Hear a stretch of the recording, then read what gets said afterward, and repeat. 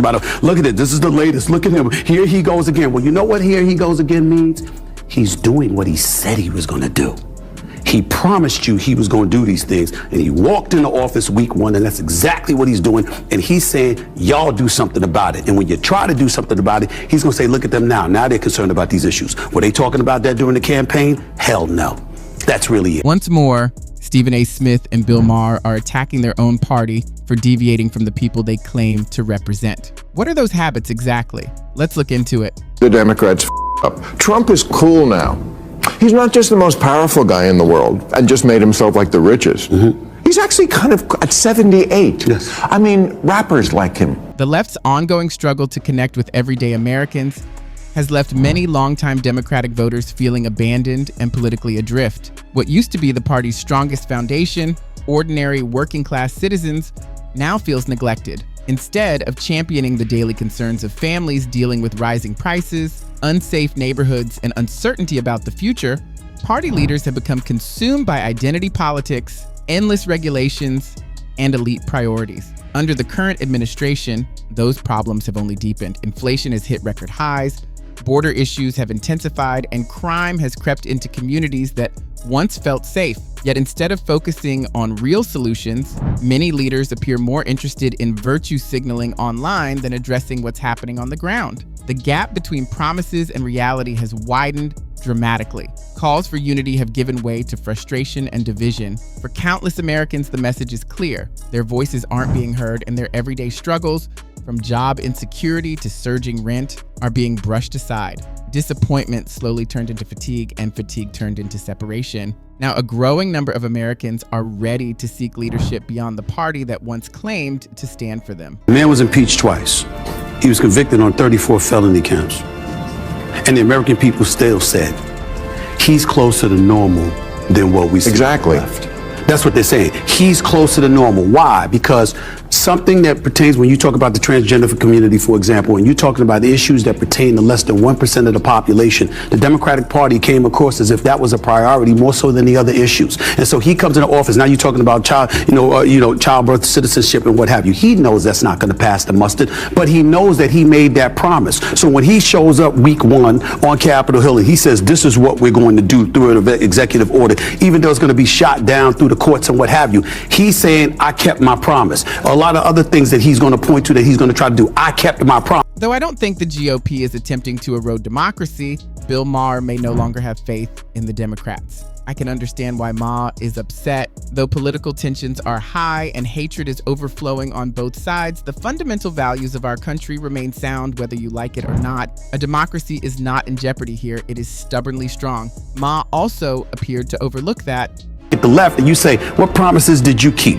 Now, you might know the answer to that. I'm certainly not questioning your knowledge about that at all. What I'm saying is, what resonated with the voter? What voter out there can look at the Democratic Party at this moment in time and say, there's a voice for us, somebody that speaks for us, that goes up on Capitol Hill and fights the fights that we want them fighting on our behalf? They didn't do that. And that's why their behinds are home, and that man is back into the... Instead of giving her the chance to make a name for herself, the Democrats prevented her from putting her beliefs, stamina, and voter appeal to the test. They simply nominated her, hoping that familiarity would suddenly become passion. It didn't. For 4 long years, Harris mostly played a supporting role, out of the public eye, silent on significant issues, and rarely exhibiting the kind of leadership presence that the public anticipates from a prospective president. Subsequently, she appears on every news cycle and campaign ad as if people were supposed to support her immediately. It was a doomed strategy from the start. Politics doesn't work like that.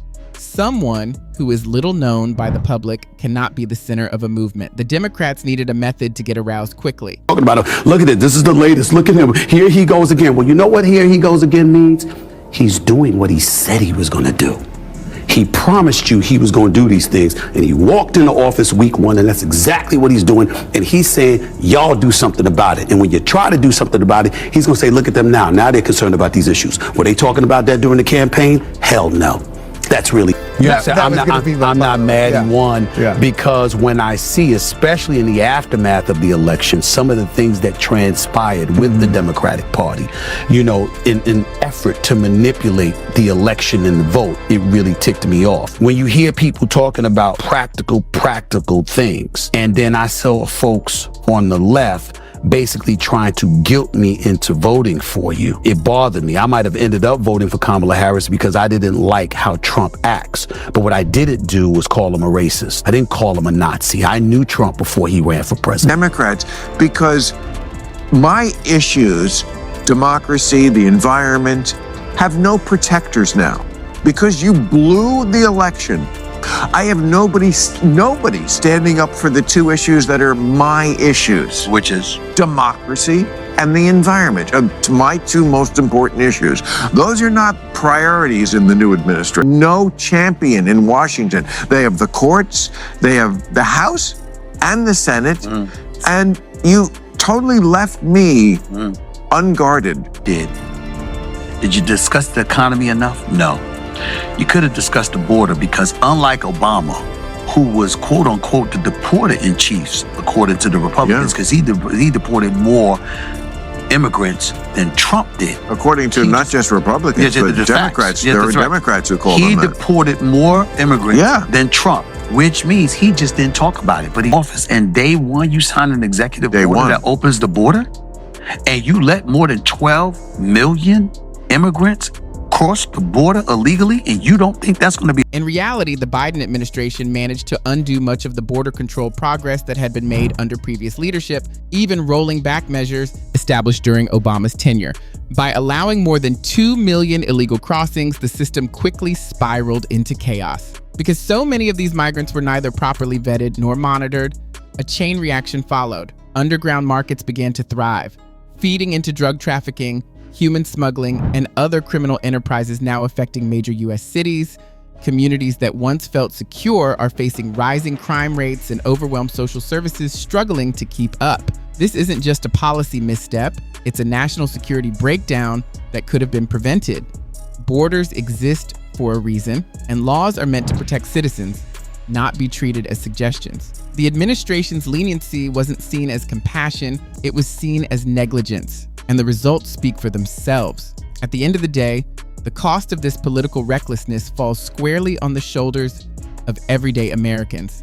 Once again, the Democratic Party finds itself entangled in contradictions, preaching morality while selectively applying outrage to suit its political agenda. That's all for today's video. If you found this breakdown informative, don't forget to like, comment, and subscribe for more in-depth coverage. Thanks for watching, and I'll catch you in the next one.